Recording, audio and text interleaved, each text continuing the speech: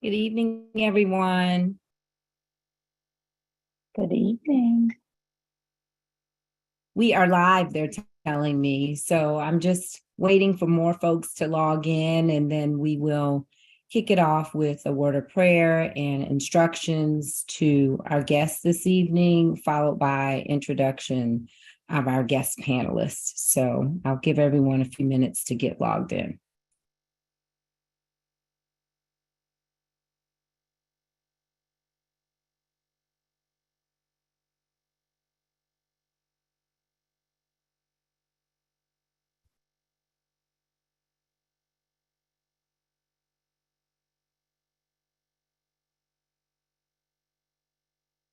We need the Jeopardy music playing. I know. I was just thinking that. I'm like, we need some music playing. Break the ice here, like we're family, right?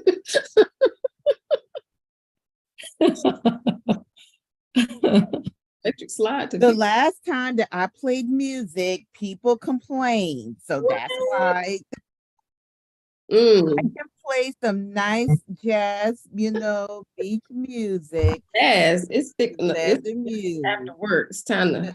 Especially, some soft music. We don't want to go to sleep. Oh, no, you won't. I don't think we're going to go to sleep on this conversation. No, no, you're right. It's too important. You will not. I'm going to give it one more minute. It'll be 6:35, and then we'll go ahead and get started. Yeah, the music would have been great. And you don't want me to sing, trust me. Yes, we do. We do. Go for it. Let's see what happens. Go for it. It could I be know an my experiment. lane. We could do some research here. I know my gifts, and that is not one of them. To thine own self be true. Come on, Usher.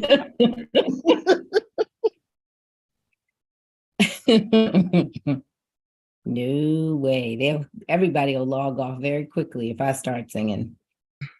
They'll think they're in the wrong Zoom room. Like, wait a minute. This is the Gong Show. What's going on? Oh, wow. I haven't heard that one in a long time. I know the Gong Show.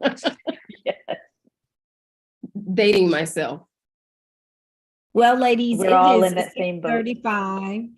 And I'm going to go ahead and kick the evening off with a word of prayer. If everyone could just pause for just a moment, close your eyes and bow your heads where you are. Father God, we thank you for this evening, Lord. We thank you for the time that will be spent this evening educating your people, Lord. We ask that at least one person walks away with one little nugget that will change the trajectory of their lives. We ask that this discussion be used in a fruitful way so that it can bring health and healing to your people. In your name we pray. Amen. Amen.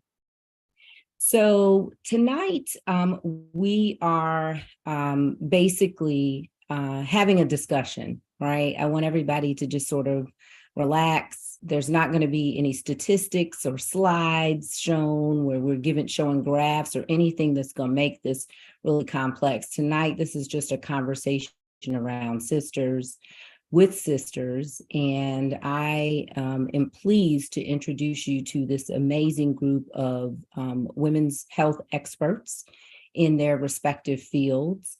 I've been asked, though, to share with you some instructions by the tech team before we get into the introduction of our panelists, and that is that everyone is muted, except for us, obviously.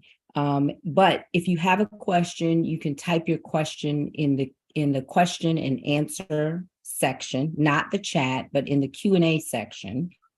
If you have a question that is sensitive and you want to remain anonymous, you can remove your name so that no one can see who's asking the question if you don't want to share your name. And we will be answering those questions later on, closer to the end of the discussion. So if you have questions, please feel free to put them in the Q&A box. So I'm going to start off and introduce you to our first panelist. Our first panelist is Dr. Janelle Perkins Muhammad. She is a psychotherapist and licensed family therapist with more than 20 years of experience in relationship and life coaching. She's a graduate of the University of Maryland and Capella University. As an adjunct professor at the Citadel in Charleston, South Carolina, she is a culturally competent therapist, helping to establish a new generation of clinical counselors. Dr. Janelle is a foundation fellow of Roper St. Francis Hospital. She is a consultant on TV1's hit show, Fatal Attraction. I didn't know that, Janelle. We have to talk about that a little bit later. And she's been featured in several publications and radio shows across the country. She has her pulse on the mental and emotional health of our community. She is licensed in Georgia, Florida, North Carolina, and South Carolina. And in her private group practice, she assists individuals, families, and couples as she helps them to rehabilitate, repair, and revitalize their commitment to authentic living as a characteristic for building healthy relationships and vibrant communities. Welcome, Dr. Janelle Perkins Muhammad. Thank you for having me. Next up is Dr. Asia McDonald, who is a family medicine physician with over 20 years experience providing preventative primary care in the community. She earned her doctorate of medicine from Howard University College of Medicine in Washington, D.C., and completed family medicine residency at the Brooklyn Hospital Center in her native New York City. She practiced family medicine in the D.C. area over 15 years before relocating to the Charleston area to be closer to her family. Dr. McDonald embraces a whole person approach to wellness that empowers every patient to reach his or her optimal health goals. She recently opened Healthy Roots MD, a direct primary care practice located inside Charleston Women's Wellness Center in North Charleston. And the mission of Healthy Roots MD is to provide compassionate, personalized, and thorough primary care services that are firmly rooted in the 6 pillars of lifestyle medicine. Those pillars, which I'm sure you will hear more from her about tonight, are healthy nutrition, physical activity, restorative sleep, stress management, the avoidance of risky substances, and positive social connections. Dr. McDonald is doubly board certified in family medicine and obesity medicine with specialized training in the prevention and treatment of obesity and obesity-related health conditions. Welcome, Dr. McDonald.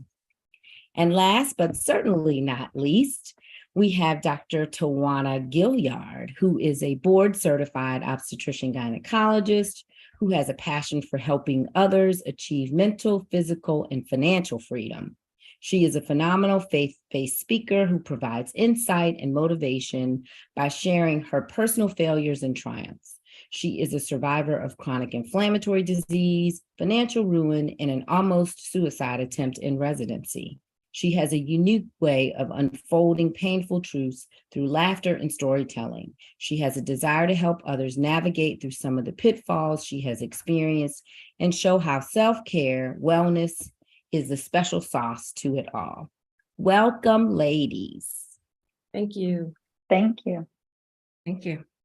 So, I think that we have a panel that is thoroughly equipped to answer this question in multiple ways. And so my first question is, what do you think are the most pressing health issues that are facing women in this country today, particularly African-American women, I might add? Who would you like to go first? Yeah. Either of you. Anyone? This Okay. is a conversation, ladies. All right. Well, I will open it up. Hello to all of my sisters out there. I think one of the most pressing health concerns is breast cancer.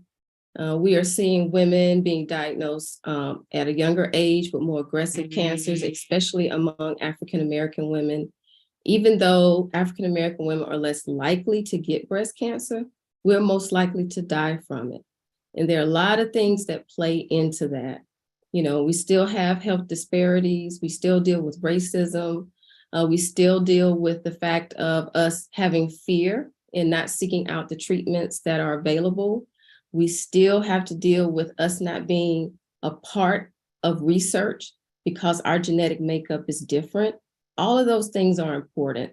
And I think that's one of the leading things that we have to address, especially as African American women, that we take ourselves and our health and make it a priority and really go out there and do the things that are necessary to take care of ourselves. Because if we don't take care of this vessel that God gave us, that His Holy Spirit resides in, then what are we doing? You know, the word tells us that. And so we have to know that if we don't take care of ourselves, we can't take care of all the other things and people that we try to make a priority.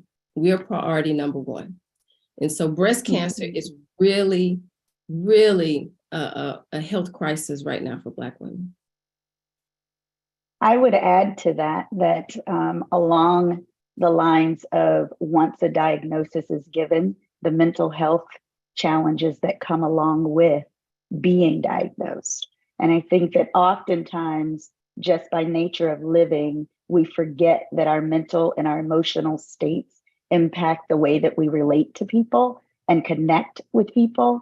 And so once a diagnosis is provided, there's a lot of anxiety. Of course, there's a great deal of depression that often seeps in because we're not really thinking about much more than the diagnosis itself, let alone how do we care for ourselves and the people around us. And I think that it's really important to recognize that oftentimes when those medical diagnoses come about, if we don't start the counseling right away, then we fall into some areas that are much deeper depression, major depressive disorder, or getting into generalized anxiety that seeps into the other areas of our lives. So I think it's just really important to be thinking about the fact that our mental health is so connected to our physical health that we have to take care of them in tandem. Agree. And I would add that social supports are also key. None of us are lone vessels, right? And many of us are facing the same or similar medical challenges, whether it be high blood pressure, heart disease, diabetes, chronic lung disease, cancer, autoimmune diseases, mental illnesses, anxiety, depression. We can all find support and resources to assist us through these challenges. Your medical team can be a support system. I know traditionally we don't look at our medical providers as our support system, but they certainly can be. And I think it's also important to not just identify with the diagnosis, but to identify means of working through that diagnosis. And that might involve some adjustments in lifestyle, whether that be many of our chronic diseases, our leading chronic diseases are lifestyle mediated, right? So many of them can be prevented, treated, and even reversed through lifestyle, whether that be, as Dr. Orr mentioned, nutrition or exercise, our mindset, sleep, our sleep quality, our stress management, a huge one that often mediates many of the chronic diseases that we're faced with. So I think that there's a great opportunity there in partnering with, finding, and staying in tune with a medical team to support you through those medical challenges. Those are all great responses, ladies. I'm going to ask this question, and Janelle, I'm going to direct this to you. There's been a lot of focus in the last 3 years around mental health. I think all the things that came out of COVID, there were some good things that came out of COVID, and obviously there were some not so great things that came out of COVID. But I think the attention that access to mental health care was given during that period of time, I think was one of the good things that came out of it. And so how would people know, one, when they need to seek a mental health counselor? And how would they go about choosing a mental health counselor? Yeah, it's really interesting because we have a tendency to think that there has been a huge uptick in depression and anxiety and personality disorders and so forth. And the truth of the matter is that there's not an uptick. It's just that we're more aware and we can talk about it, especially in our communities. We now have a generation of millennials and Zers who are like, no, this is what I feel, this is what I think, and they're able to express themselves in ways that our baby boomers couldn't, and our Gen X's sort of do from time to time, but really don't touch it too much. And so it's important to recognize that this has existed in our community for a very, very long time. And oftentimes there's so much stigma around whether or not mental health conditions exist that we end up really pushing ourselves deeper into some of the challenges that we're already facing because we can't talk about it, or we can't seek out the support systems, as Dr. McDonald was saying. So it's really important to be looking at what some of the signs and symptoms are. If your relationships, many of them, most of them, a lot of them are having some difficulty where you're not getting along well with people, or you're highly irritable, which is a really big sign for African-American women.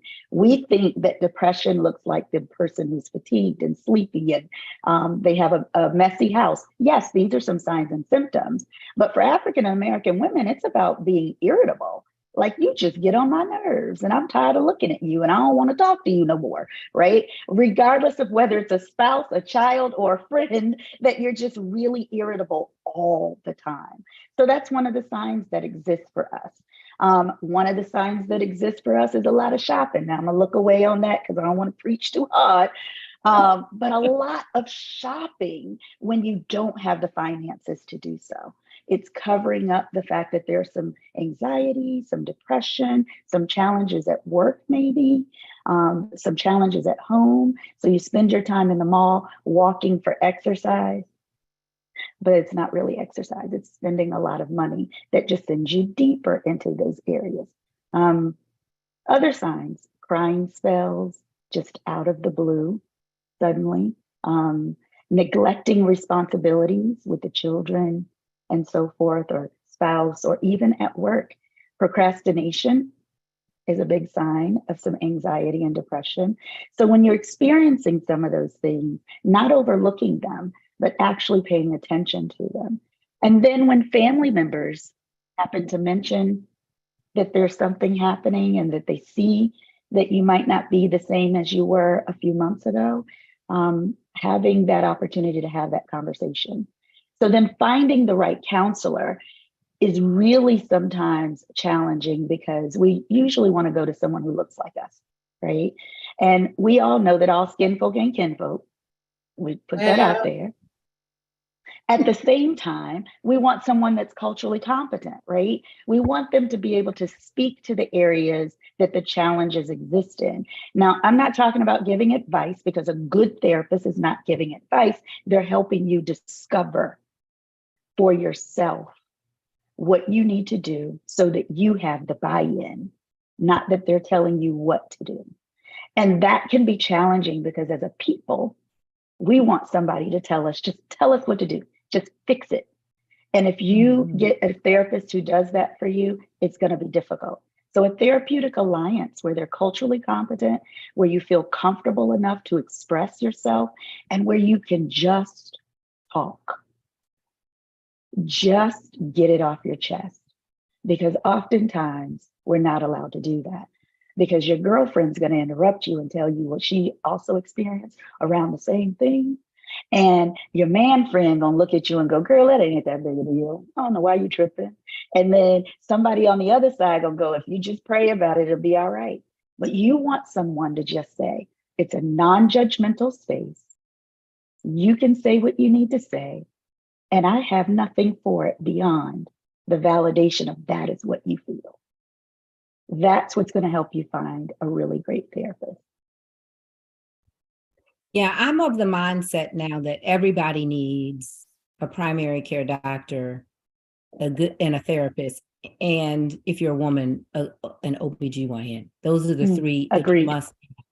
And not because something is wrong, but because everybody thinks everything is okay until it's not. And then when it's not, then it's kind of too late. So if you have a therapist just out the gate, then you got somebody Mhm. on speed dial that you can just kind of call up. Well, It's it's just about like maintenance when you're and a enrichment. primary care doctor and you have a cold. Mhm. Yeah, it's about maintenance and enrichment. Right, right, When you're doing well, let's keep it in that direction. Right. right. I just want to piggyback on what Dr. Janelle said about some of us who are a little bit older and dealing with that diagnosis. Someone who is a survivor and someone who lives with depression and anxiety every day. When I was younger, I didn't want to tell people. I hid it because, you know, growing up in the church, it made you feel like, well, you should be strong enough to pray this away. Why aren't you strong enough to pray this away? You're a smart girl. You know, why can't you just overcome this? And that mindset almost killed me. It literally almost killed me while I was rocking with a gun in my lap. And the only thing that saved me that night was a mother's love and me seeing my mother stand over my coffin. And I couldn't do that to her.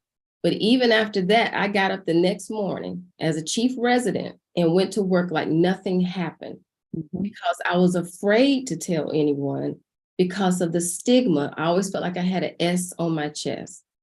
And as I've gotten older and evolved, I realized that just like you can have high blood pressure and diabetes, this brain is attached to this body. And what makes us think that we shouldn't treat what's happening up here?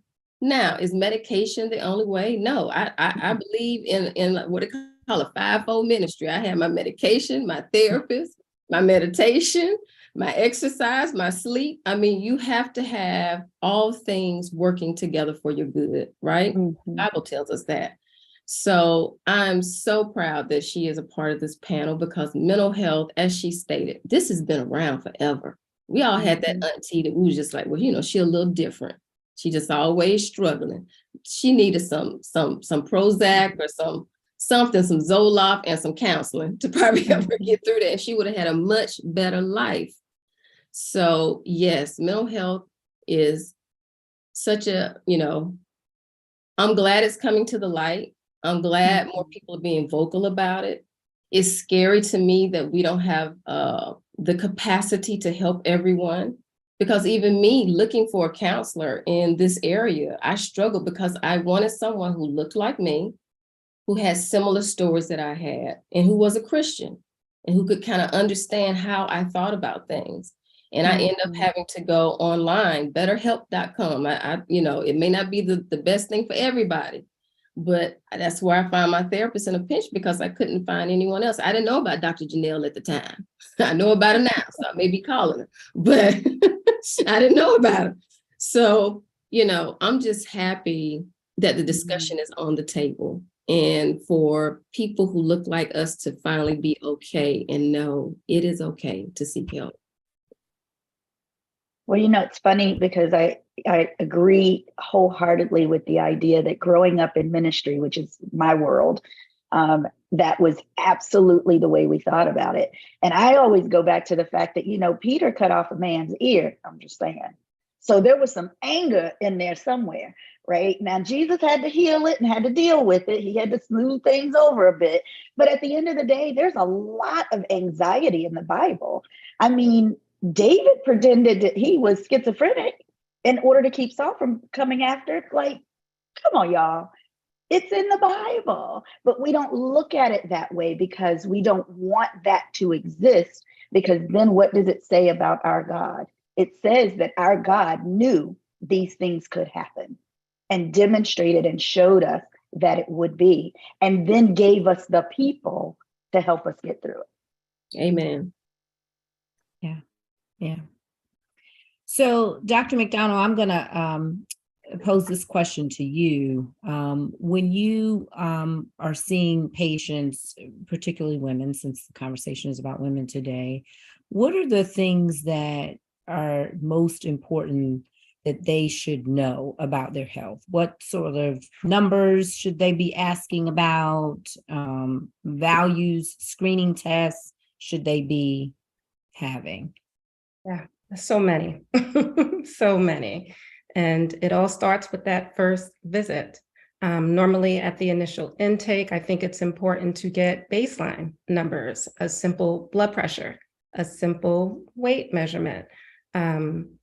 But other skills are also important. Oftentimes, primary care is like the first line to assess for mental health concerns.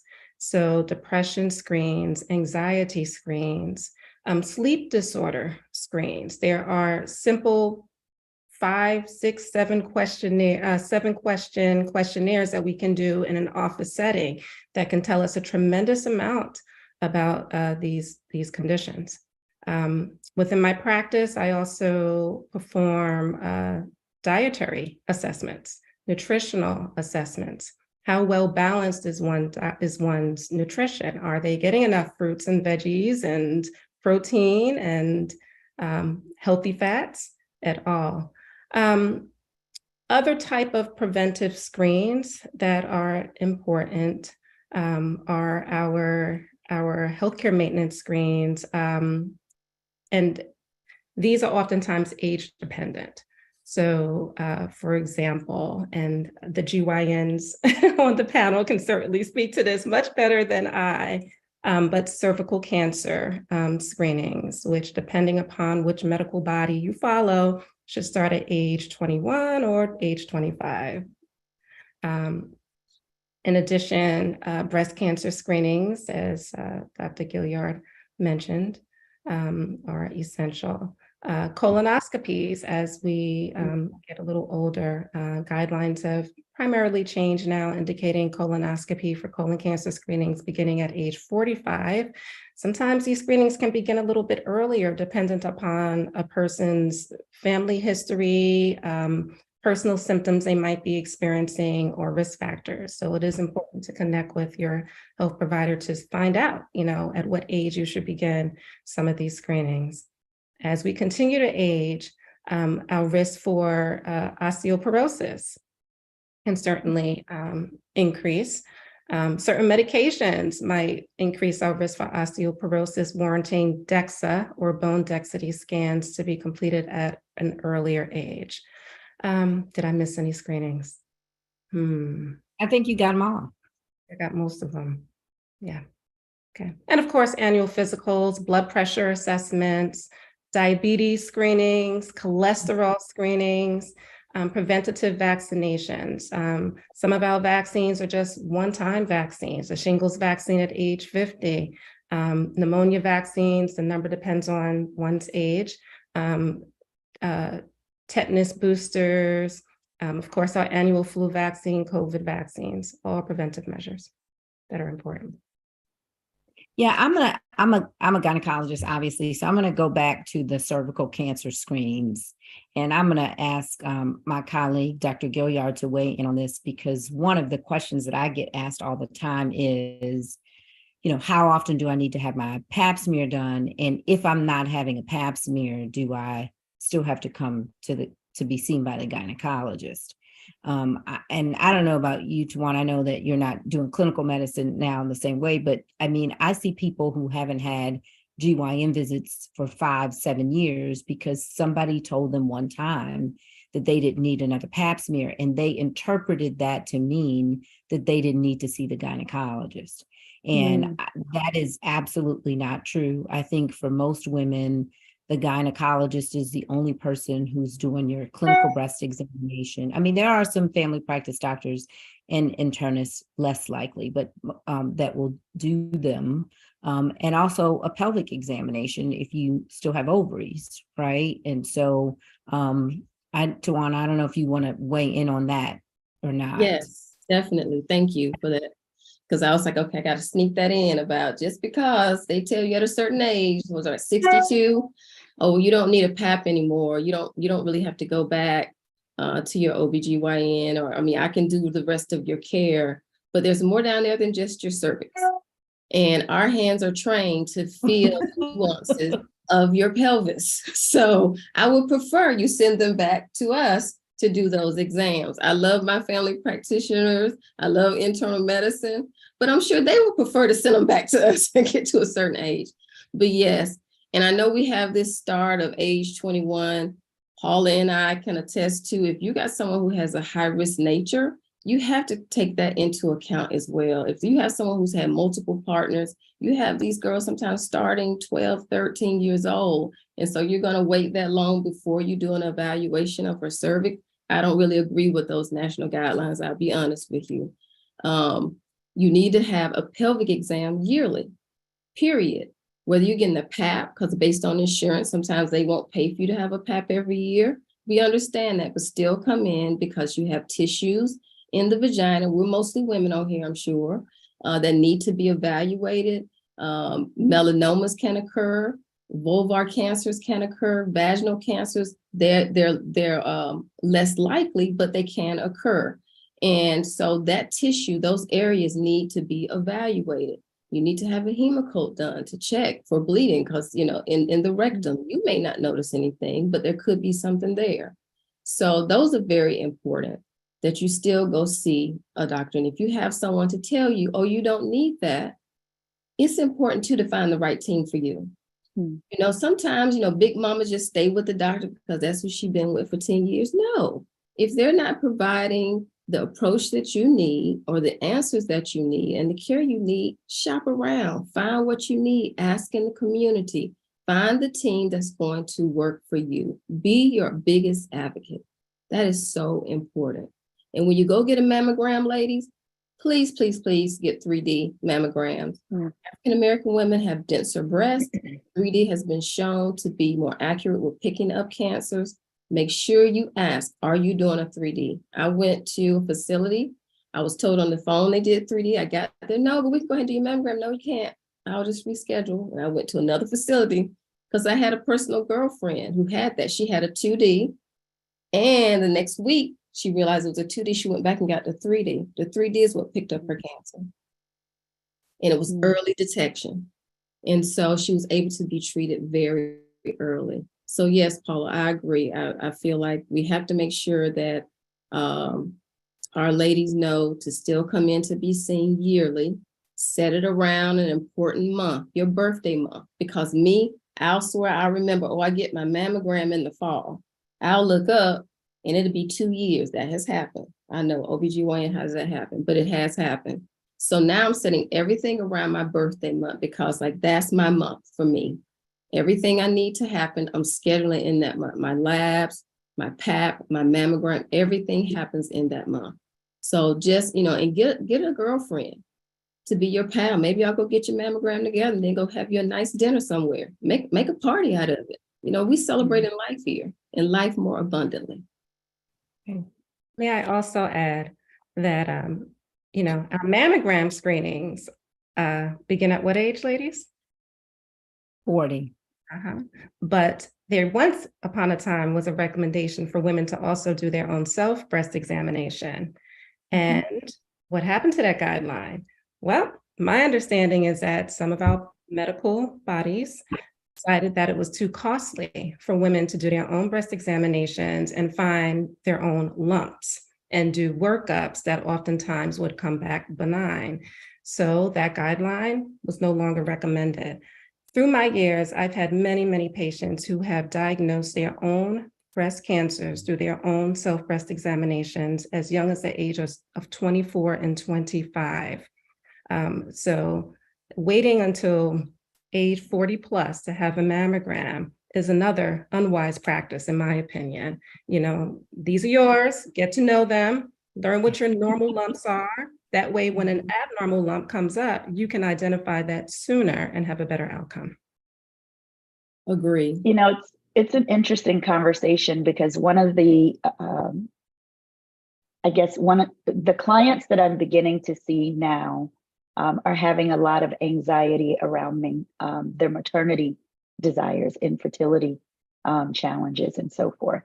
And so I would love to hear from you guys what you're recommending to those who are third trimester, looking to figure out what they're going to do in the event that there are complications in their delivery rooms. Because what I'm trying to help them do is to learn some new breathing and relaxation techniques. Okay, we of course do Lamaze and I'll got that. But this is a different level that the disparities are, just printing a lot of information about mortality rates as it pertains to African American women who are either deciding whether or not they're going to have children as a result, or who are now pregnant and really fearful about the fact that they're not sure they're going to make it out of that delivery room. It's very sad, I will tell you. Paul and I think we both are away from the OB side of things, but I will tell you, you shouldn't be having the discussion in the third trimester. You need to have a plan in place before you get pregnant. I'm gonna be honest with you. You need to do your research, your due diligence to find the team that's going to work best for you. And also find an advocate who can be by your side while you are there. I am a whole physician. I have been hospitalized more than I would like to say, but I have always had a friend who was in the medical field or someone I trusted to be an advocate for me as I'm advocating for myself, because I have seen the decline in the hospitals. I have seen how you can go in like, oh my gosh, what's going on? Like you're having to push to get the care that you deserve, because it feels like everybody now is just going off a piece of paper and a protocol of how they want to treat you. I'm a whole human who, the Lord numbered the hairs on my head, and it's not the same as the person down the hall. So you have to treat me as Tawana Gilliard, not as Asia McDonald. So you really have to have an advocate. You really have to inform yourself, ask the appropriate questions. If the team doesn't work, find the team that will. And in the hospital, make sure your wishes and desires are known, and make sure those wishes and desires are reasonable. That's another thing, because you had to take some ownership of some of the things that happen in the hospital yourself. And as Paul and I both know, things can be going really good, and the next second they can be going really bad. And a lot of times people take that as, oh my gosh, who did something wrong? No, babies can just trip out. We can't determine when that happens. But you want to make sure there's a team in place who can adequately take care of you and your child, and who's listening to your symptoms. That's the important thing. Just getting the right team around you and really educating yourself. Take your aspirin, your baby aspirins in pregnancy, women, please. Paula, what are your thoughts? Yeah, so on the other side of that question, Janelle, I think that was a great question, is the subsection of women who have put off childbearing. They are in their late 30s, early 40s, and they have delayed childbearing because of career or whatever, and now are like, what do I do now? What happens next? And like Tawana said, I think those conversations need to start early on. I mean, I know what I do in my office is I ask people, what are your plans regarding childbearing? And most of the 20-year-olds are like, no, not right now. They're not even thinking about it, because they're not thinking about it. But if they're not thinking about it until they are, and then when they're 35, 38, 40, when those hourglass sands are starting to change, then that's where the anxiety develops. I think that there needs to be more open dialogue with women about possibly storing their eggs at an earlier age. And what does that look like? Is it something that your insurance covers? What would the expense be? Can you plan for that? And so that's a conversation, particularly in the African American community, I would say that most doctors are not having with their patients.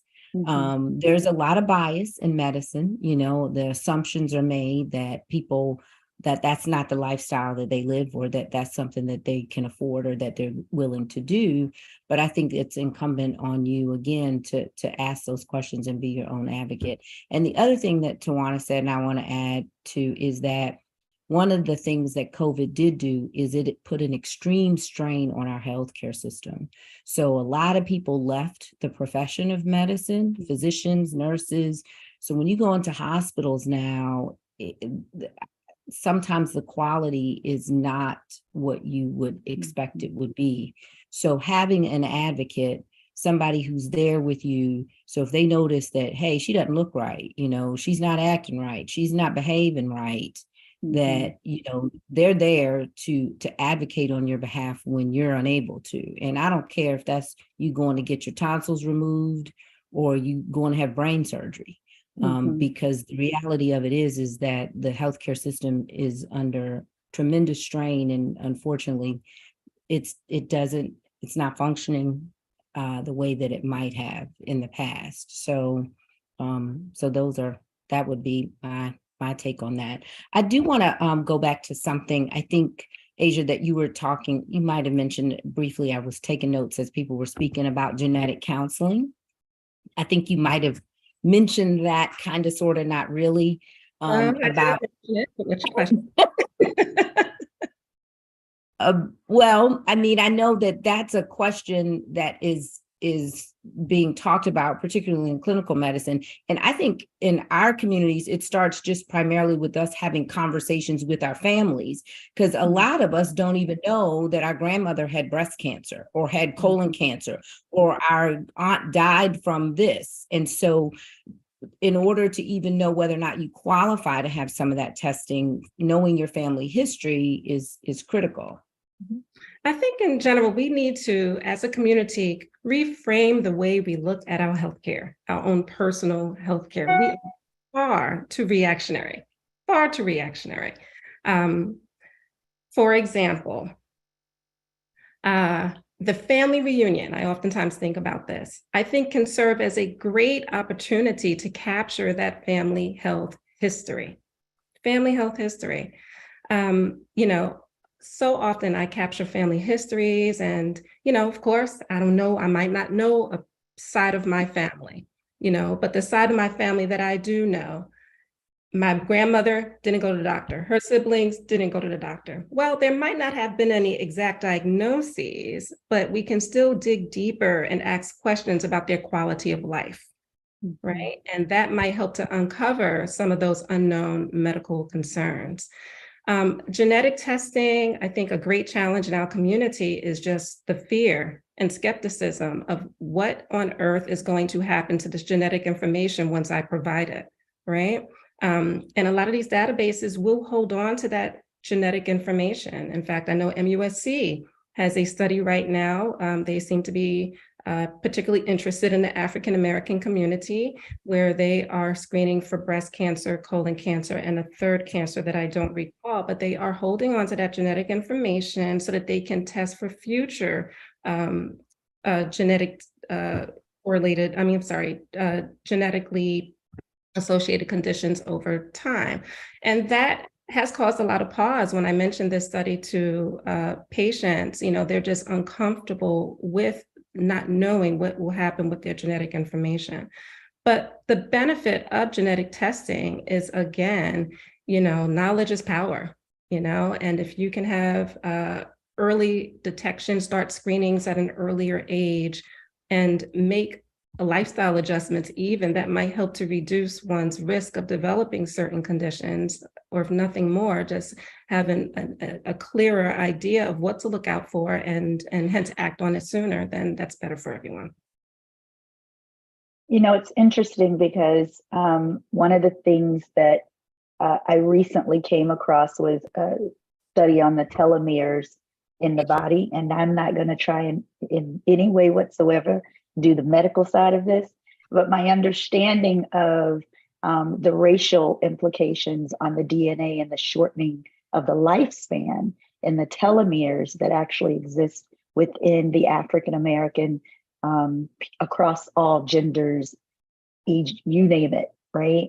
And so I think it's interesting when we start talking about the genetic testing side of things or the medical side, that we also have not necessarily added into that the social ills that create another dynamic in understanding how our lives are shortened, how those social challenges exist. We do something in mental health called genograms, and those genograms really begin to look at generations of behaviors that tell us a lot about what's happening in your own life now and where it comes from. So we look at everything from incest that runs through families, alcoholism that runs through families, risky behaviors, sexual behaviors, divorces, relationships that you thought were marriages, but they aren't marriages, adoptions that you didn't know were adoptions, and how the trauma of all of that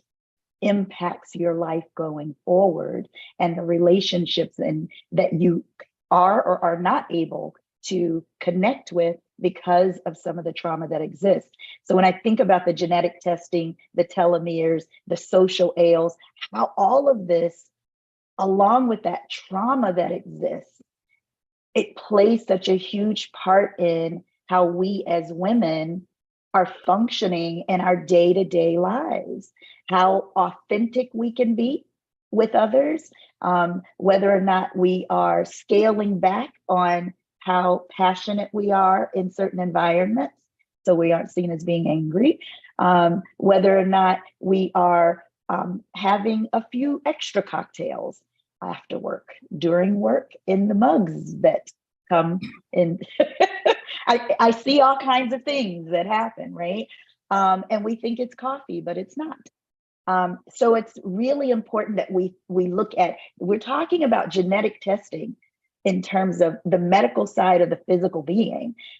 When I stop and look at it, I'm looking at the geneograms of how the behaviors run through the family that create, or I don't know if we can do an exact correlation, right? But they absolutely have some connection in one way or another to that physical component. And then that telomere being shortened, now we got two sides that are pressing on our DNA and shortening our lives. We really have to begin to start thinking about, how do we change the way we live and function so that we can be the best generation to feed the next generation? Because I live by the standard that the greatest generational wealth we can give is mental and emotional wellness. And the minute we do that, we can talk about what our families have experienced in our health. We can talk about what they've experienced as a culture. We can talk about what we've experienced as it pertains to the social ails of the larger macro that segment of the community. And we can truly be our best selves, have true connection, authenticity. I love that. When you're talking about the telomeres, and the important things about the telomeres is that they can be regenerated. Mm-hmm. So the thing is, what's causing the shortening? It leads to one thing: stress. There's stress in everything, and especially in our communities. And we have to get to the fact of understanding what stress does to the body, how it increases the cortisol level, how that increases inflammation in the body. Everything that Dr. Asia has to treat comes from an inflammatory process. And so dealing with that and taking on practices that are really not always common in our communities, like meditation and yoga and breathing. Breathing is such a powerful tool to stimulate the parasympathetic nervous system. Such a powerful tool. It lowers the blood pressure, brings anxiety down, getting a therapist, being open with that. And I think in doing that, it helps us to break generational curses. You're talking about how you can track these things through the generations. They're generational curses. And we have to figure out, when do we stand flat-footed and be tired of just surviving and start thriving, and be open with our family, be open with our children. We have to, like you said, be that generation to do that. And also to share what you've been through. Like so many of us, we get to be successful people and we're like, oh, I don't want to tell that. Oh, you gonna talk about that? Ooh, you gonna tell them you almost committed suicide? That's a lie. It is, but guess what? I'm here thriving, I survived, and that's my purpose, is to help others not go through what I went through. So yeah, I love it. Geneogram, I'm gonna have to look into that. I'm gonna have to come see you, Dr. Janelle. Come on, girl, come on. Look, I'm gonna add to the coping skills, and I'm just gonna throw it out there because I think we're all women on here, but if we're not, oops. Great sex is a good coping skill. Oh my goodness, don't just be having flippant sex. Have great sex. Figure out what your body needs. Figure out the time of day you need it. If you need to move to another time zone or put up a clock that looks like another time zone, put the clock on the wall. There you Put go. your hand over it. Yes. Whatever you got to do. Preach. Figuring out how your body works. Touch yourself. Look at yourself.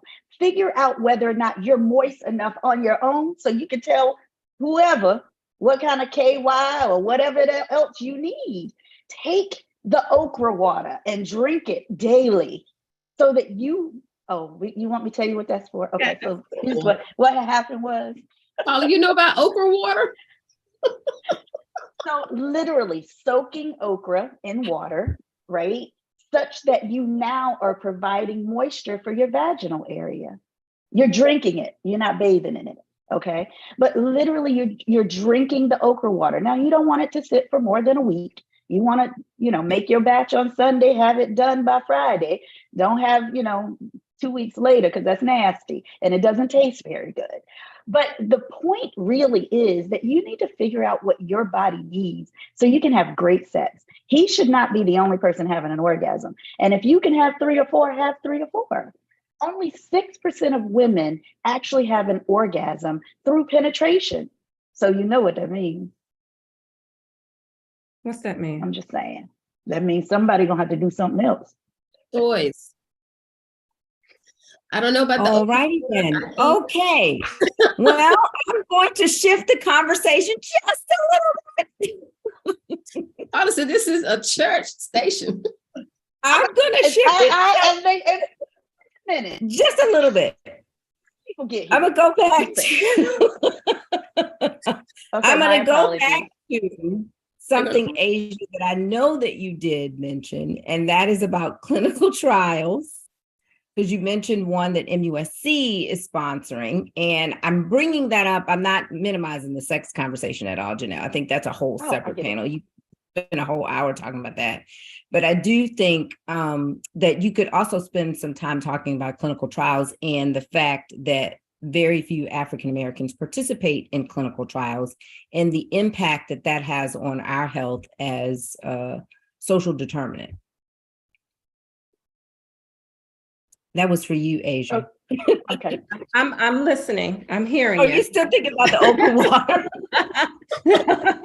I'm good with the okra water. That was the first time I've ever heard about this. Tawana, you seem familiar with it. No, no, ma'am, I'm not.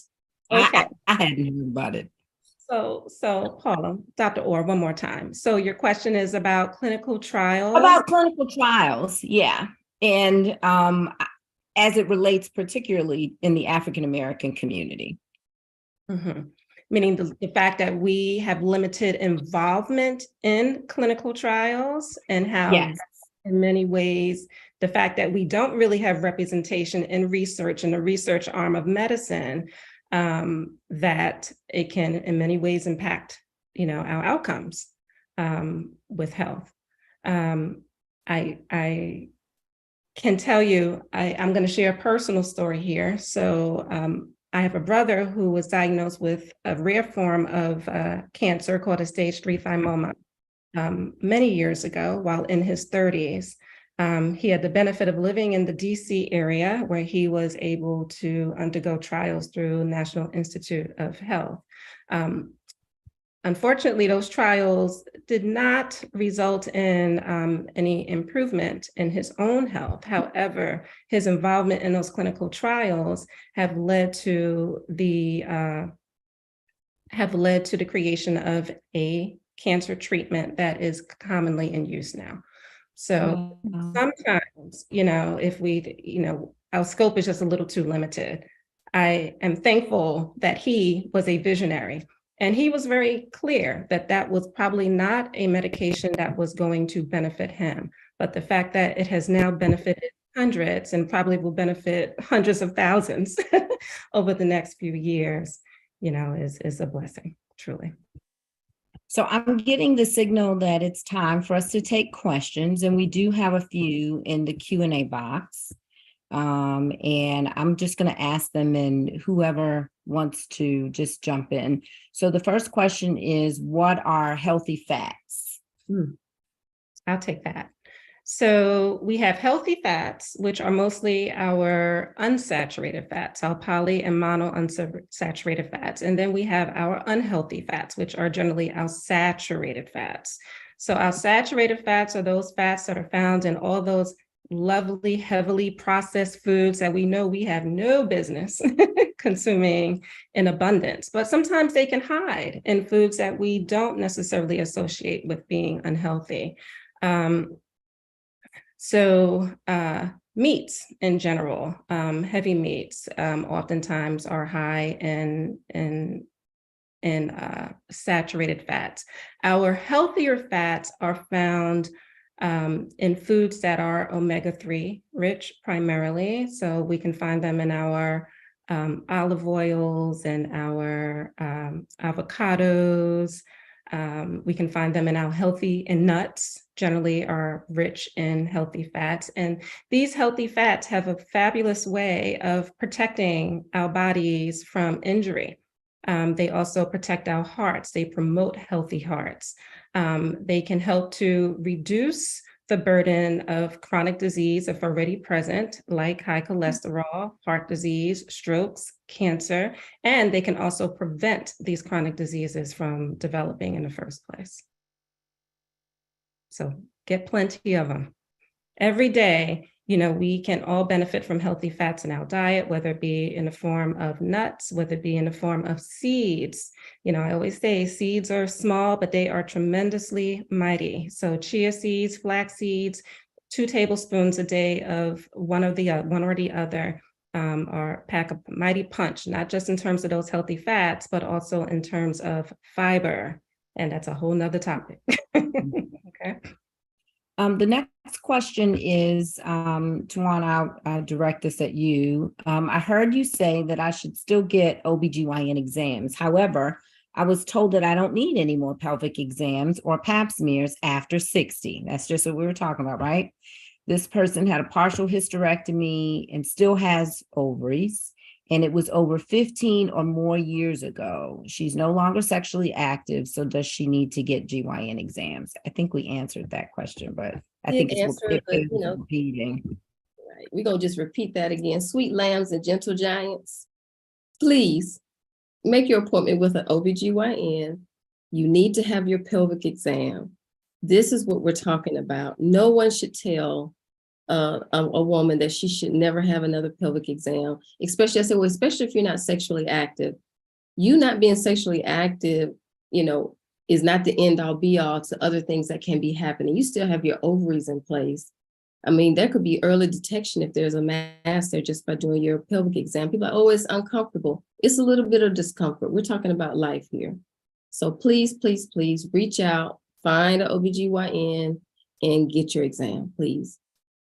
And we didn't talk about endometrial cancer as well as ovarian cancer in particular, and how these are 2 forms of cancer that our risk increase as we age. So even though our risk for cervical cancer might decrease as we age, and the pap smear is specifically and only looking at cervical cancer, cervical health, it's not addressing either uterine or ovarian cancer health. Good point. Another question was, I was told that a 3D mammogram wasn't covered by my insurance unless my doctor had already detected some problem. Is there a way to still get the 3D? Would there be a large difference in the cost if I paid for it myself? I will tell you, we're getting a 3D mammogram first. You said you were told. I don't know who told you that, but call your insurance yourself. You can call the insurance line and ask them about getting a 3D exam, ask about the cost difference, ask the hospital, is there a program where you can get the 3D and just pay the difference between the 2D and the 3D? And I will tell you that a lot of us will make room and find money for things that we want to do, and your health is your wealth. So if you have to pay an extra $100 to get the 3D, get the 3D. We're talking about life here. So first, be an advocate for yourself, make the phone call yourself and find out exactly what your insurance plan states. I'll be honest, I've never heard of insurance stating that you have to have a problem before they'll do a 3D examination. A lot of the insurance now are on plan and will pay for 3D. You may have to pay a copay. You know, most of us now have large deductibles. So you may have to pay a copay, but you still should be able to get that examination. And might I add, you also want to shop around for prices for your mammograms. Sometimes, well, just shop around for prices. Institutions, the price flux tremendously. And if it looks like it's going to be a significant high cost through your insurance, then consider reaching out to an independent radiology suite and even paying for it out of pocket, because sometimes those expenses might be lower than your cost through your insurance, especially if it's a follow-up mammogram, like a diagnostic, which oftentimes aren't covered directly through your insurance without you meeting your deductible first. Asia, that's a good point, because the hospitals now charge this huge facility fee, huge price. I just want to give an example. My wound care visit, I was sick, had to have a wound back, and I was going to the wound care clinic once a week. And I asked, oh, is my insurance covering this? Yes. Oh, no problem. It's going through. Well, I start seeing the EOBs, it shows you an explanation of benefits. The doctor's price was like $200 for the visit. The facility charge, just me walking in the building, was $8,000.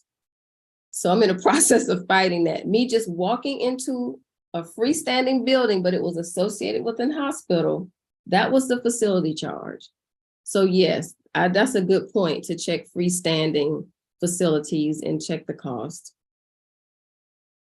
The next question is, Janelle, I'll point this towards you. Many people do not have insurance or cannot afford mental health treatment, so that can create greater stress. What are other options? Well, I'll say that sometimes you can actually ask if there's a sliding scale. And there are many facilities that provide counseling that will have some sort of pro bono, or they may have interns that they're working with. And one way or the other, you might be able to find yourself getting that counseling that you need. I think the other option is that there's some support groups that you can find as well. And so whether that's a virtual option or there's support groups throughout the city, then taking the time to seek out those groups that you're going to feel comfortable in, and making sure that you at least see what resources might be available. I think also it's very much like Dr. Gilliard said just a moment ago, we pay for all kinds of things. And I'm of the mindset that expensive is what you don't want to pay for.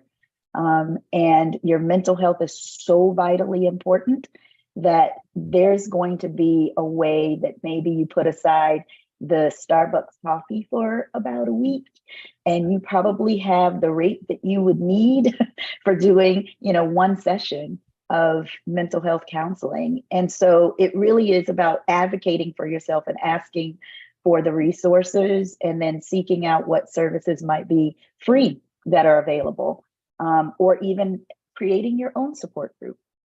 That might even be an option. If it's trauma or something of that nature, I don't recommend that. But certainly if we're talking about anxiety, having an opportunity, depending on the level of it, to sit with some other people and listen to a few anecdotes on the various ways in which they're coping could be really helpful. So I agree, it can be expensive, but at the same time, it might just be a matter of shuffling the budget a teeny bit. Paula, does Feder provide that service? Feder? I'm not sure. I'm not sure. That's a good question. That may be worth looking into, but I'm not sure if they have mental health services. I would think so, but I don't know for sure. Next question is, what age should a woman start thinking about freezing her eggs? Oh, I was in your 20s. Yeah, I would think if you know that you're going to delay childbearing for a period of time, then it's definitely worth it to do the due diligence to investigate what it would look like, what it would cost, so that you can plan for that, right? Because it does cost. There is a cost associated with it. Some insurances cover it, a lot of them don't. So I think that it's always a good time to have the conversation and gather the information. The next question is it true that there is a much more aggressive breast cancer impacting young adult Black women? If so, is there any research for the cause of this? Why are there so many ads on Facebook about suits relating to cancer in Black women and hair dye? Well, I it is know, true. yes, go ahead. Go ahead, Tawana. No, triple negative cancer is becoming more prevalent among African American women, and it's very aggressive, very hard to treat, and the fatality rate is very high. So yes, we are seeing more of that, and that's why it's so important to get your screening done early, and to be accountable to yourself to have it done every year. But yes, it is more prevalent. That's showing up. Paula, you want to add anything to that? No, yes, it is more prevalent. It is showing up more often. There is currently a class action suit that involves women who have used hair straighteners and diagnosed with endometrial cancers. And so that's why you're seeing all those ads on Facebook, because the attorneys are gathering women who have potentially been affected by endometrial cancer and trying to add them to this class action suit. So that report came out, I think, late last summer about the link between hair straighteners and endometrial cancer. The next question is, what tools can we use to help us overcome the stressors that affect our health? Yeah, I think I'll start out on that one. The best thing that you can do is to really figure out where the stress is coming from. And depending on where that stress is coming from is really what I'm going to say about what tools you use. If it's trauma because there's adverse childhood experiences, then you're going to need a therapist to work through that. And there's specific types of therapy that they're going to use in order to do that. I do DBT, which is a diaboletic behavioral therapy. I do EMDR, which is eye movement desensitization and reprocessing therapy, but it really depends on what the challenges are as to what type of therapy is going to be used. If we're talking about anxiety as it pertains to just generally what's happening throughout life, and it might be a deeper generalized anxiety about just about everything that's going on in your life, then it may be that you're doing cognitive behavior therapy. So that's going to be a lower level where it's not about trauma as much as it is just about and I shouldn't say just, as much as it is about the fact that there may be a bill coming due and you're thinking about the kids getting to college, and every now and again, just the fact that the house looks like it's dirtier than maybe the next person would even think exists, or things of that nature, getting the kids to school on time. So that would be a whole different side of that. And then it's a matter of figuring out what you need in everyday life. It could be something as simple as coloring in a coloring book with your kids could help you get over some stressors. Taking a walk could help you get over some stressors. Playing music and dancing, just being free. Children happen to, if you ask me, they give us the best example of how to let it go. You put on the right song for a kid, they just sing and dance and roll their heads. They could care less who's listening. They don't care what their voice sounds like, whether the words are right. They're just having a good time. And we need to sometimes take on that same characteristic to get over some things that may not be that important. Will it really impact tomorrow if your kids don't eat exactly what they want to have right this minute? They have some fat cells that they can gnaw on a little while. Give it 10 more minutes, they'll be okay. So there are things like that you can do to help get over some of the stress that exists.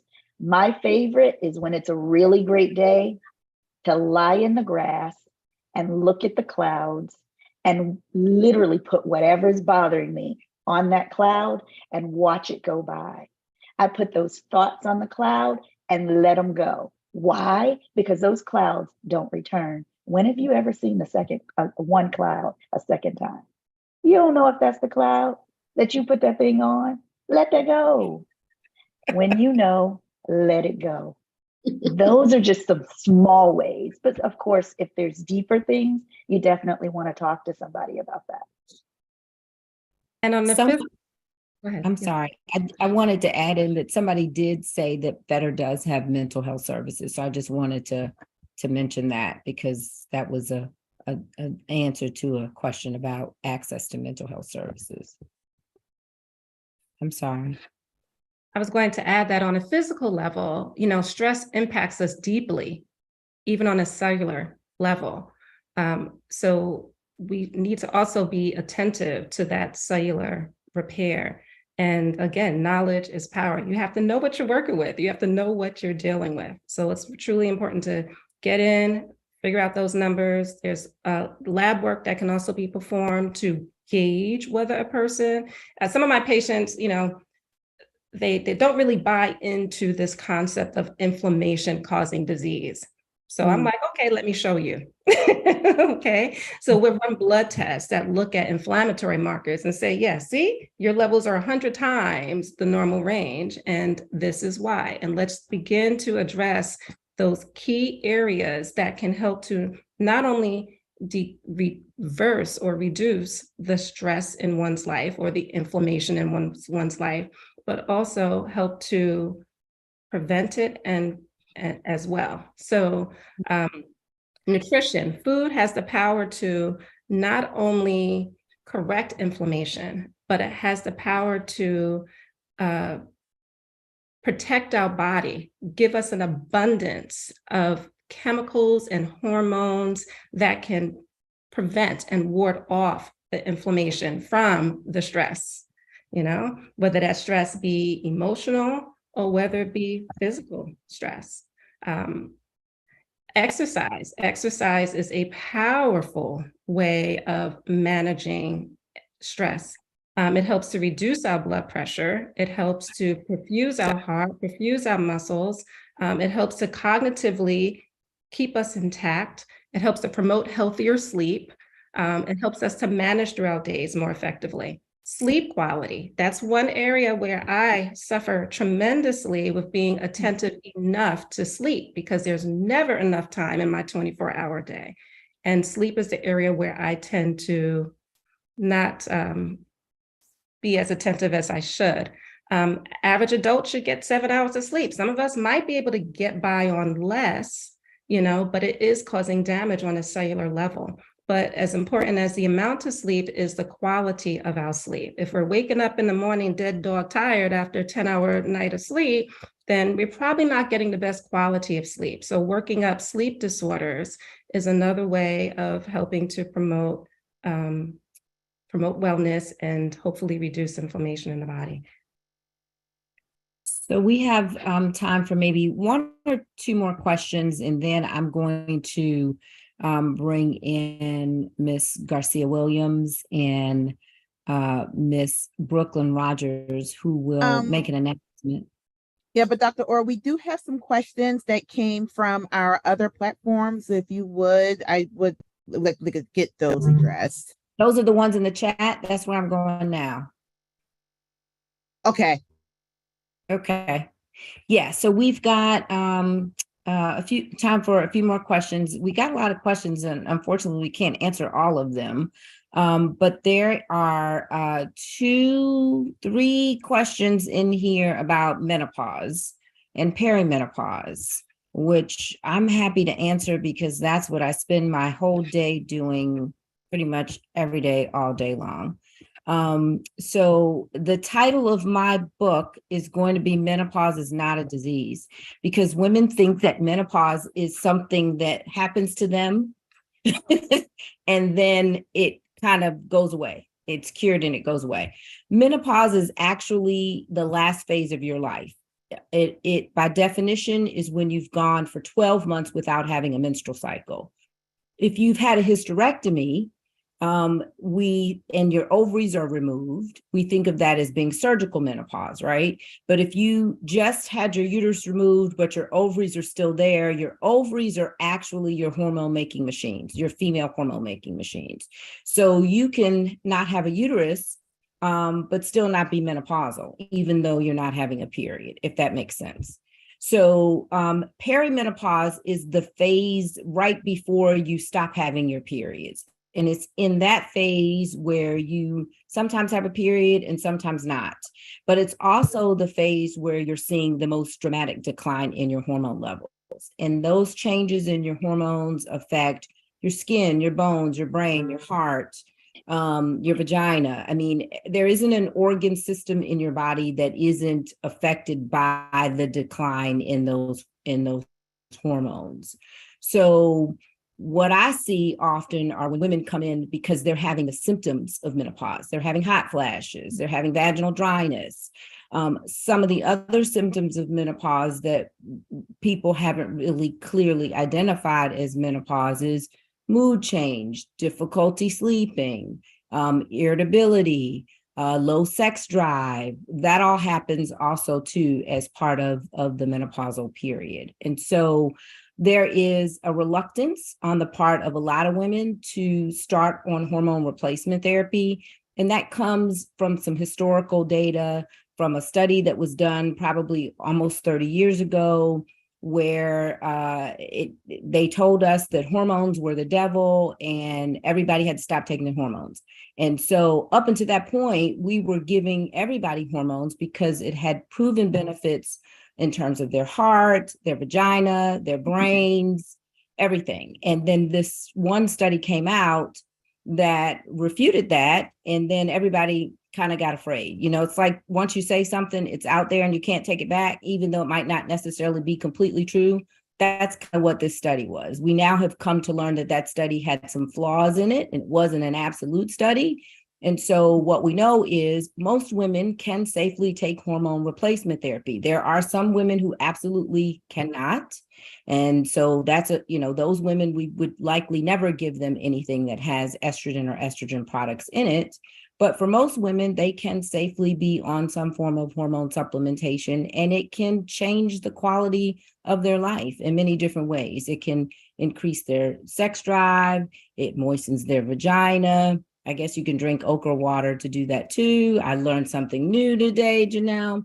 We'll talk about that offline. But at any rate, menopause is not a disease, and it is definitely something that's worth having a discussion with your gynecologist about, which is the other reason why you should still go to the gynecologist, even if you've had a hysterectomy, because that question has since come in again. The answer is yes, you need to see a gynecologist, even if you don't have a uterus. And the very last question that I will ask is trying to find one that wasn't already asked and answered. I think that was it. There was one about a young woman, Janelle. I'll let you answer this because I think it could be tied to mental health. Her husband has had his prostate removed, and of course he has no interest. He's 70-year-old and still wants to participate in sexual activity for the marriage satisfaction, but he won't entertain trying to explore other options that would be of benefit for their marriage. So I'm going to make that the last question, Janelle. Yeah, And no then we'll go worries. to Garcia. Okay, and I'm going to make it short You and sweet. tell her. That can be the surgery that is associated can be very traumatic. And like any diagnosis or any type of trauma, there can be some mental health challenges that follow. And particularly when an individual sees their identity associated with being able to perform sexually, be it from cancer or prostate cancer and having it removed, or be it a matter of having a hysterectomy. And so what's most important is for the two of you to find the space where you're most comfortable having pleasure with one another. And that requires depth of conversation and communication without judgment, so that no one feels that it's unsafe to say what they need and what they desire, but it's a safe space for you to pull apart what works best for the two of you. You may need a therapist to help you have that conversation, but you don't really need your friends and family to have that conversation. And that's what's most important. No one should know what's happening in that bedroom except the two of you and your mental health provider or your physician or what have you. So that's the short and sweet of that. Well, thank you, ladies, for this timely and lively discussion. I'm going to, at this time, bring on Ms. Garcia Williams and Ms. Brooklyn Rogers, who will share with you some announcements from our National Baptist Association. Good evening, ladies, and thank you so much. I do apologize for my delay in getting on. Full disclosure, I am on Central Time, and I was in the middle of a dinner event and realized that I was going to miss everything if I was looking at my watch in the wrong time zone. So I found a corner in this hotel, so I am hopefully not interrupting. I don't know if you can hear any chatter in the background, but I'm in a quiet space. But I want to thank you all for what you've done and for the Royal Foundation for giving us an opportunity to partner on this one segment of health and wellness. I am proud to serve as an ambassador for the Southeast region, representing the state of South Carolina through the National Baptist Convention Project HOPE. And HOPE stands for healing, let me back up for 1 second, for health, education, prevention, and health outreach, prevention, and education. Thank you so much. But the idea is that we are trying to strengthen exactly what you've done, strengthen our community to have what we call real, open, and honest talk for what we need to do in order to be healthy and well on multiple fronts. One of the things that we're looking to do, and this is coming up on Monday, is a health vision board exercise, which allows us to be able to visually display what our goals are in terms of our health and wellness. So we're inviting each of you to join us on Monday, which is scheduled as our regular monthly meeting for this ministry. I am part of several states that represent the Southeast region, and I'm going to ask Sister Brooklyn Rogers to share that once we complete these announcements. But we're looking to strengthen the health ministries within each of the churches throughout the state of South Carolina. And this health vision board is one such activity that we're going to be able to deliver to you.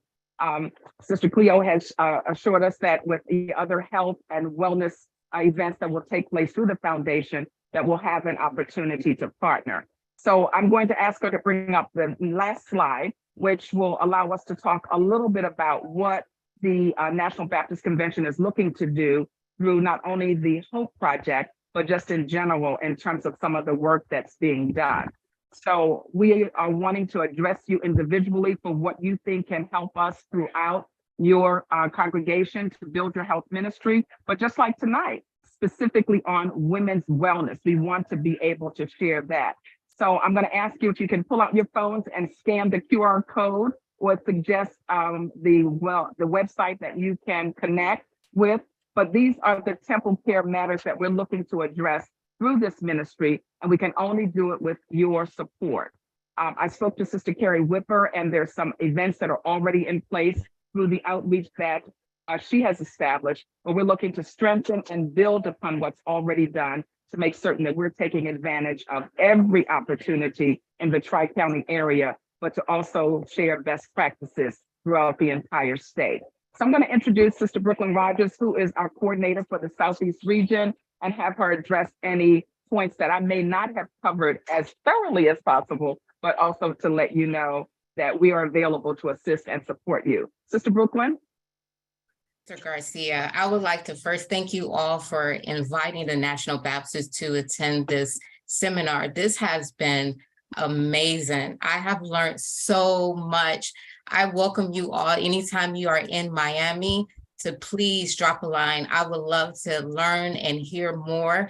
But as Sister Garcia said, we are looking for health ambassadors who's willing to serve in their churches or in their communities as a vessel. We are focused on mind, body, and spirit. So we are, the Southeast region I take care and handle North Carolina, South Carolina, Virginia, Georgia, and Florida. So if you know anyone who would like to participate in our ministry, who loves to serve, who's about mind, body, and spirit, who likes to speak with the congregation and learn more and do more for our National Baptist churches, we have an open invitation to you. And once again, thank you all for so much enlightenment that you have blessed me with this evening. Thank you so much. Wonderful. And my email address is on the flyer. And Sister Cleo, if anyone does reach out to you, if they were not able to capture that information when the original slide came up, certainly reach out to me. It's garcia.williams1@gmail.com. And the link for our meeting on Monday, the 27th at 6 p.m. is on the slide there, but certainly reach out and we'll be glad to have you in attendance at that time and any future seminars or sessions that we may have regarding our overall health and wellness. Thank you all. I know I missed a great part of the discussion, so I'm hoping I'll have a chance to connect via the recording, but anything that we share is always good information because we're smarter and we're wiser together when we are open and available to share information. Thank you all very much. Look forward to seeing you on Monday. Well, ladies, we have come to the close of our session. I want to thank our panelists, Dr. Tawana Gilliard, Dr. Asia McDonald, Dr. Janelle Perkins Muhammad, and most importantly, I want to thank you for investing in yourself this evening by logging on to this webinar. It is our hope that you learned something new and something that you can take and add to your health vision board as you participate in the upcoming activity on Monday. It seems like such an amazing idea to just have everyone just kind of put it all down on a board, just like you do a regular vision board, but this one is focused specifically on your health. And so I know that there were a lot of questions that we didn't get to. Cleo, I will take responsibility and I'll try and get those questions from the transcript and perhaps we can send them out. I can get with my panelists and we can kind of parse through them and figure out who's going to answer which one, and we can provide that information back to the group. And this was done specifically because March is Women's History Month, but I think it's suffice to say this will be a great conversation for us to continue perhaps in another month. I don't know when, but there's so much more for us to discuss and so much more for us to learn. And so thank you all for coming in. I'm going to just close out the evening with a quick word of prayer. If you could all please just bow your heads with me once more. Father God, we thank you for this evening. We thank you for the presenters. We thank you for those guests who thought it not robbery to join in this evening, Lord. And we hope that the words that we shared were helpful and fruitful to allow our sisters to share this information with their families and friends and to apply it directly to their lives, Lord. We thank you again for this night, and we thank you that we had the opportunity to use this space to share this information and this knowledge, and we hope that what we've done will bring you glory in the end. It's in your name we pray. Amen. And good night, everyone. Amen. Thank you, Paula, for inviting us. It was a true pleasure. Great hostess.